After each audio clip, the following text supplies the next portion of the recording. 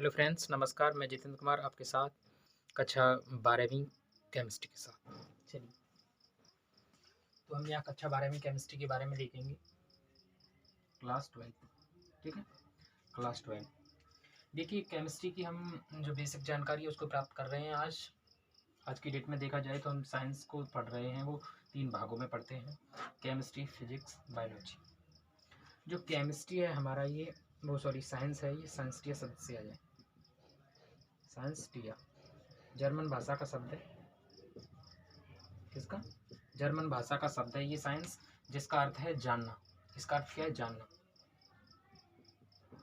To know. तो देखा जाए तो हम इस साइंस को 3 भागों में बांटा है: फिजिक्स, केमिस्ट्री, बायोलॉजी। यानी भौतिक भौतिक शास्त्र यानी भौतिक विज्ञान, रसायन विज्ञान और जीव विज्ञान। देखा जाए तो इस जीव विज्ञान को भी हम जूलॉजी और बॉटनी बॉटनी में बांट चुके हैं, है ना, बढ़ चुका है। और इसके आगे भी, ठीक है। तो हमें यहाँ केमिस्ट्री के बारे में पढ़ना है ज़्यादातर, ठीक है। हमें केमिस्ट्री में फोकस देना है क्योंकि हम केमिस्ट्री के बारे में अभी पढ़ने जा रहे हैं।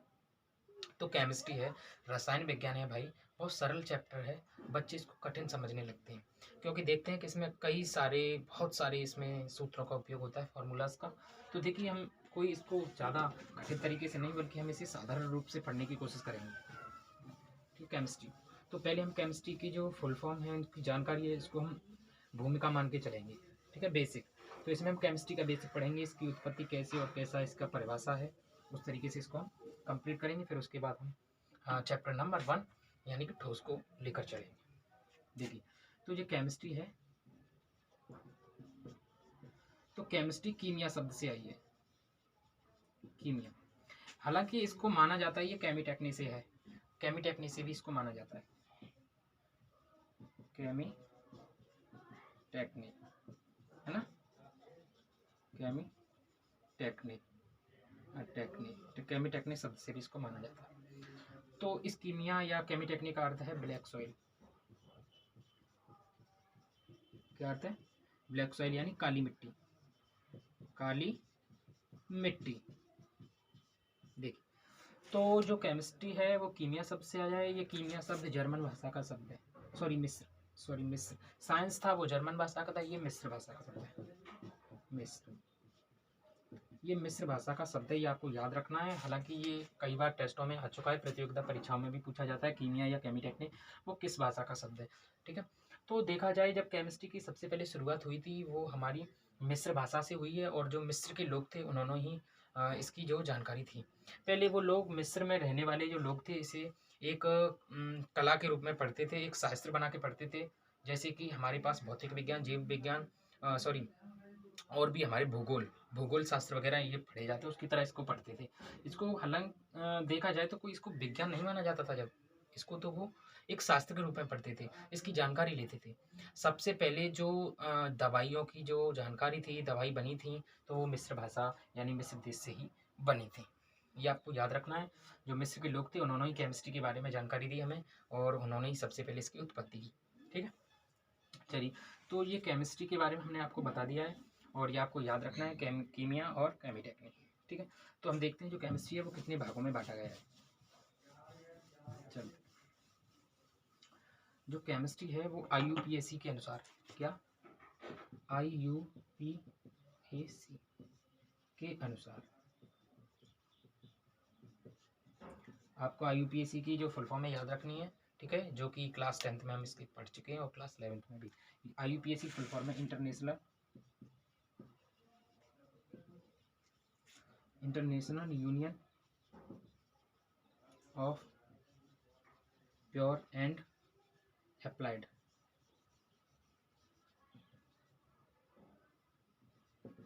केमिस्ट्री, ठीक है। तो इसकी फुल फॉर्म है international union of pure and applied chemistry. तो जो IUPAC के अनुसार जो केमिस्ट्री है दो प्रकार की है, दो प्रकार की होती है। नंबर 1 प्योर केमिस्ट्री और नंबर 2 एप्लाइड केमिस्ट्री। यहाँ से आपको याद रखना प्योर और applied. Number 1 pure chemistry,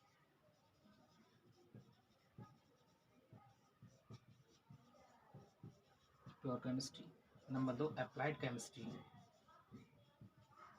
applied chemistry. ठीक है, तो बहुत ही इजी है, इसको ज़्यादा आपको कठिन नहीं समझना है। ठीक है, तो यहाँ से प्योर केमिस्ट्री, अप्लाइड केमिस्ट्री, यानी प्योर का मतलब शुद्ध रसायन। ठीक है, शुद्ध रसायन, और इसको औद्योगिक रसायन, औद्योगिक रसायन, शुद्ध रसायन और औद्योगिक रसायन। ठीक है, तो शुद्ध रसायन है उसको कितने भागों में बांटा गया, और औद्योगिक रसायन यानी इसको तो जितने भी जो पदार्थ हैं उनको औद्योगिक यानी जीवन यापन में उपयोग में लाया जाता है वो सभी औद्योगिक रसायन है। ये इनफाइनाइट की ओर जाता है, यानी इसका कोई अंत नहीं है। जितने भी औद्योगिक हैं इनको हम उपयोग में लाते हैं वो सभी लोग औद्योगिक रसायन में आते हैं, सभी पदार्थ। ठीक है, चलिए, तो प्योर केमिस्ट्री और अप्लाइड केमिस्ट्री के भागों को हम एक साधारण रूप से समझेंगे।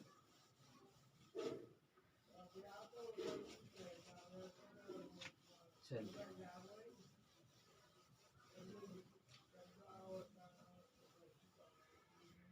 देखिए, जो नंबर 1 प्योर है,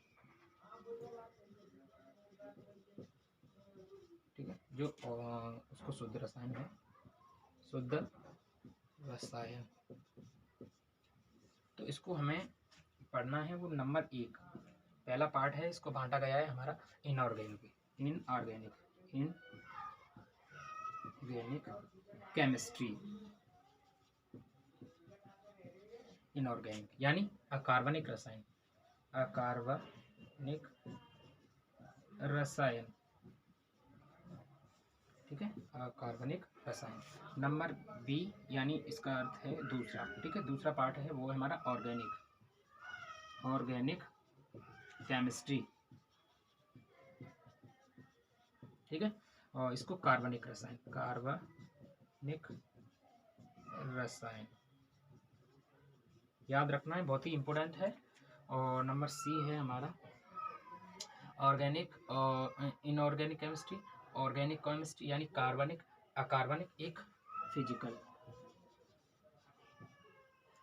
PHYSICS फिजिकल। ठीक है, फिजिकल केमिस्ट्री यानी भौतिक रसायन, भौतिक से संबंधित है ना, भौतिक रसायन। जब हम चैप्टरों को स्टार्ट करेंगे तो आपको बताते जाएंगे ये भौतिक रसायन से लिया गया चैप्टर है। ठीक है, आपको ज़्यादा टेंशन नहीं लेना है ना। और डी है वो है हमारा क्या हो गया, हमारा फिजिकल रसायन हो गया, है ना। और एक आता है हमारा, उसको कहते हैं मुझे इंग्लिश में याद नहीं आ रहा है शायद, और उसको हम हिंदी में कहते हैं, हिंदी में औद्योगिक कहाँ था हमारा, औद्योगिक। ठीक है, औद्योगिक, हाँ ठीक ठीक ठीक ठीक है, औद्योगिक आ गया इसमें, है ना। प्योर केमिस्ट्री और शुद्ध रसायन, और ये था हमारा कार्बनिक, अकार्बनिक रसायन, कार्बनिक रसायन, भौतिक रसायन, और जो है विश्लेषित रसायन। ठीक है, विश्लेषित रसायन। ठीक है, मैं भी कंफ्यूज हो गया था, मैं कह रहा था यहाँ पर औद्योगिक कहाँ से आ गए। ठीक है, तो विश्लेषित रसायन, इसको इंग्लिश में मुझे याद नहीं आ रहा है। ठीक है, आप इसको डॉट डॉट करके आप इसको लिख सकते हो। ठीक है, तो ये हमारे प्योर का हो चुका है ना। और अब हम आएंगे किस पर आएंगे, अब हम जो हमारी दूसरा नंबर वाला है ना, एप्लाइड केमिस्ट्री वाला।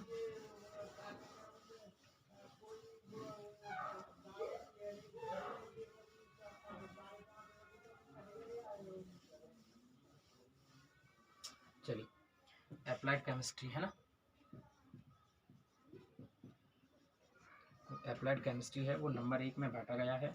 वो हम कोई सा भी नंबर ले सकते हैं, स्पेस रसायन, स्पेस केमिस्ट्री, पता नहीं कैसे वो दिमाग से उतर गया है ना, विश्लेषित रसायन, पर याद रखना है आपको। ठीक है, विश्लेषित रसायन, हालांकि हमें हिंदी मीडियम वाले हैं और हिंदी मीडियम में ही याद रखना है। ठीक है, ऐसा नहीं कि आप इंग्लिश के पीछे ही आप ये सोचें कि नहीं पता नहीं क्या था, है ना। और स्पेस रसायन, इसको अंतरिक्ष रसायन कहते हैं, अंतरिक्ष अंतरिक्ष रसायन। वाटर केमिस्ट्री, जल रसायन, ठीक है, ऐसे बना सकते हो इसमें, यानी जो उपयोग में लाए जाते हैं, है ना। एग्रीकल्चर, दूसरा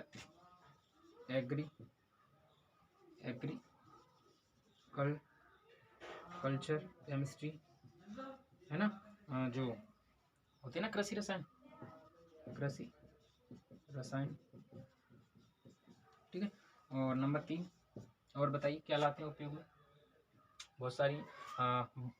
एयर रसायन, एयर केमिस्ट्री, है ना, वायु रसायन, और भी, है ना, और भी जो आपके दिमाग में हो, जो हम अपनी जीवन में उपयोग में लाते हैं, ठीक है, जितनी भी, ठीक है। तो ये हमारी अप्लाइड केमिस्ट्री में है, तो आपको यहीं तक याद रखना है इसको। और उसके बाद हम देखते हैं एक नया टॉपिक, उसका नाम है द्रव, ठीक है। द्रव, उससे संबंधित हम पढ़ेंगे जो पहला चैप्टर है, ठीक है। द्रव्य, सबसे पहले देखेंगे द्रव्य, क्या देखना है हमको, बोलिए, मुंह से बोलिए, आप बोलने को, पर बोले कैसे, जो कैमरा ही है ना, खड़ा हुआ मुंह बनाए हुए, है ना, तो कैसे बोल पाएंगे, आपके सामने थोड़ी है। अच्छा, तो हमें क्या देखना, द्रव्य, मैटर, द्रव्य है वो 3 प्रकार का होता है, ठोस, द्रव, गैस। हालांकि हम यहाँ 5 प्रकार लेंगे, ठीक है, 5 लेंगे। वैसे मुख्यतः 3 होते हैं, आपको 3 के बारे में पता है। और तीसरा होता है हमारा प्लाज्मा, और ये होता है बॉस आइंस्टीन, क्या होता है, बॉस आइंस्टीन, ठीक है, बॉस आइंस्टीन।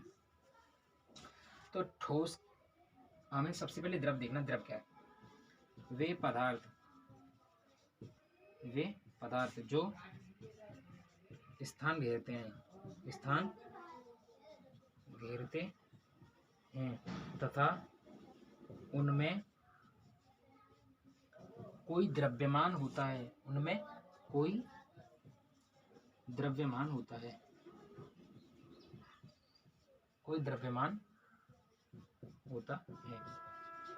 यानी वे पदार्थ जो स्थान घेरते हैं उनमें द्रव्यमान होता है। जैसे मेरे पास कोई मार्कर है, इसमें कोई ना कोई द्रव्यमान है, इसका वेट है, और ये क्या है, स्थान को घेरता है। ये मेरे पास डस्टर है, इसमें द्रव्य है, ये क्या है, द्रव्य है, क्योंकि ये स्थान भी घेरता है, इसका घनत्व भी है, यानी इसमें द्रव्यमान भी है, ठीक है। एग्जाम्पल के लिए आप कुछ भी ले सकते हो, ठीक है, कुछ भी, ठीक है, जो स्थान घेरता हो। कैमरा है, फ़ोन है, मोबाइल है, और ये मेरा ये लिखने वाला बोर्ड है, ठीक है। तो द्रव्य के बारे में पढ़ चुके हैं। और द्रव्य कितने प्रकार का होता है, 3 प्रकार, मुख्यतः 3 प्रकार का। ये तो आपको याद रखना है, इसके बारे में हम यहाँ ज़्यादा डिटेल नहीं करेंगे, क्योंकि 9th क्लास में हम इसको पढ़ चुके हैं, और नहीं भी पढ़े होंगे तो फिर हम इसको देख लेंगे, या हम शॉर्टकट में बता देंगे, ठीक है। ठोस क्या होता है, ठोस के बारे में भी नहीं बताएंगे हम, क्यों नहीं बताएंगे भाई, ठोस से संबंधित तो हमको चैप्टर पढ़ना ही है ना, पूरा ठोस अवस्था, ठीक है ना, ठोस अवस्था चैप्टर पढ़ना है।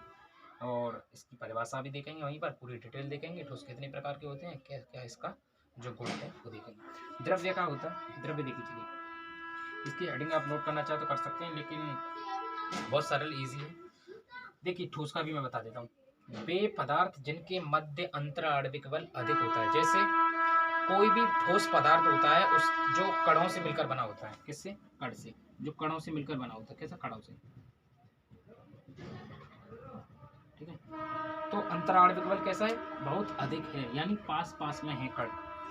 जिन पदार्थों के मध्य अंतराणविक बल अधिक होता है वे ठोस कहलाते हैं, और जिन पदार्थों के मध्य अंतराणविक बल बहुत कम होता है